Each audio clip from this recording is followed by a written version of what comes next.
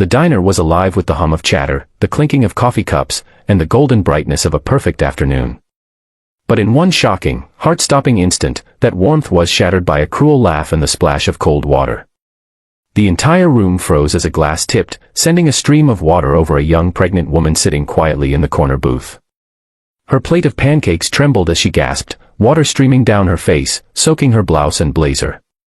The waiter who poured it, his name tag reading Brad, laughed along with his friends, their blue diner uniforms glinting under the light. What they didn't know, what none of them could have guessed, was that the woman they just humiliated wasn't just another customer. She was the wife of a man who was walking through that very door, one of the Hell's Angels, a man who had once given up everything for love. If you believe in kindness, redemption, and second chances, please take a moment to like, comment, share, and subscribe to Kindness Corner. Because what happens next will remind you that compassion can turn even the hardest hearts. Her name was Grace Holloway, and she hadn't wanted to come to this diner. She was 7 months pregnant, tired, and lonely. Her husband, Cole, was away most of the time, running his small motorcycle repair shop and working hard to stay out of the life he'd once lived. For years, he had been a member of the Hell's Angels, known for his rough exterior and fierce loyalty. But after marrying Grace, he'd promised her peace. He'd promised their unborn child a world without violence, without fear. Today, Grace had come here because she missed him.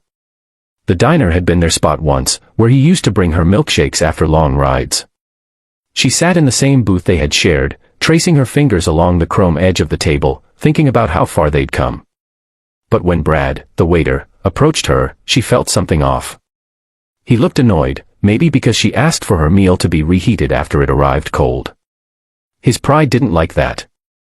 "We're not running a 5-star restaurant," he muttered, his tone dripping with sarcasm.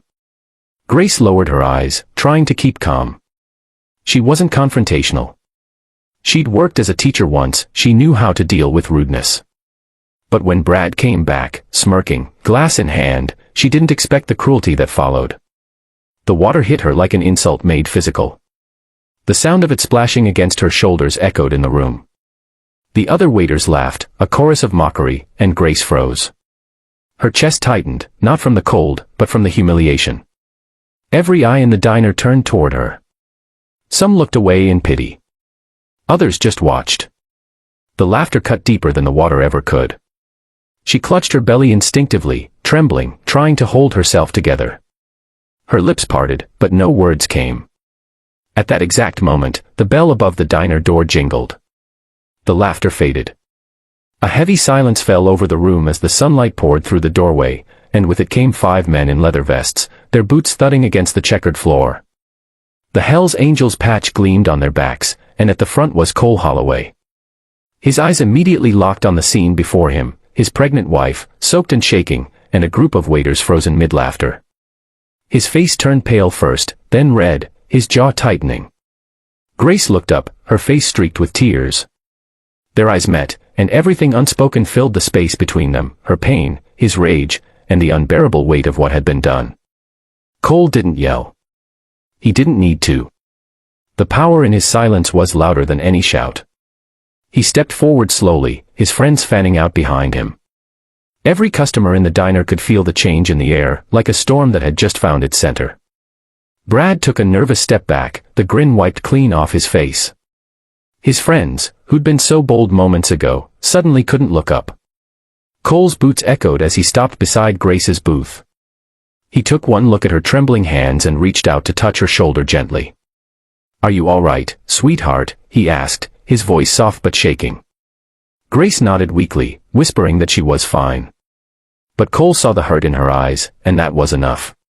Turning to Brad, Cole's voice lowered into something deep, calm, and dangerous. "That's my wife." The words hung in the air, heavy, final. Brad's mouth opened, but no sound came. One of the other waiters tried to stammer an excuse, but Cole cut him off with just a look. Then, without another word, he took the glass from the table, the same one used to humiliate her, and placed it back in Brad's trembling hand. "You think it's funny," he said quietly.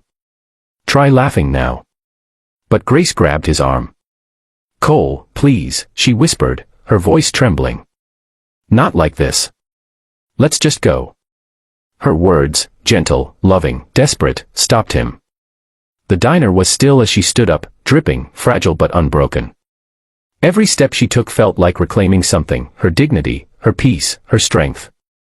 Cole turned, his anger melting into something else, pride. He took off his leather vest and draped it gently around her shoulders before guiding her toward the door. As they walked out, one of the bikers, an older man with a long gray beard, paused by Brad. "Son," he said quietly, "there are two kinds of men in this world, those who laugh at pain, and those who learn from it. Don't ever find yourself on the wrong side again." Then he followed them out, leaving behind only the silence of shame. That moment stayed with everyone in the diner. The laughter never returned. Brad stood frozen, the water glass shaking in his hand. For days after, he couldn't sleep. He replayed it again and again, the look in Grace's eyes, the quiet dignity in her walk, and the stillness in Cole's fury. It haunted him. And maybe, in some small way, it changed him. Because sometimes, the lessons that break you are the ones that finally make you human. Months later, on a rainy morning, Grace returned to the diner. The place had changed. Brad was still there, but he didn't look the same. He looked quieter, humbler. When she walked in, he froze again, but this time, he didn't laugh. He walked up slowly, placed a hot coffee in front of her, and said softly, "I'm sorry, ma'am, for everything." Grace smiled faintly, her eyes forgiving. "We all make mistakes," she said. "It's what we do after that matters." Outside, thunder rolled in the distance, but inside that small diner, something had healed. If this story touched your heart or reminded you that everyone deserves kindness, even those who fall, please like, share, and subscribe to Kindness Corner. Because the world needs more compassion, and more stories that restore faith in it. Speech balloon before you go, tell us in the comments, do you believe people can truly change when shown kindness? And as Grace walked out of the diner one last time, holding her newborn baby close, a leather jacket waited for her by the door, a quiet reminder that strength and gentleness can live in the same heart.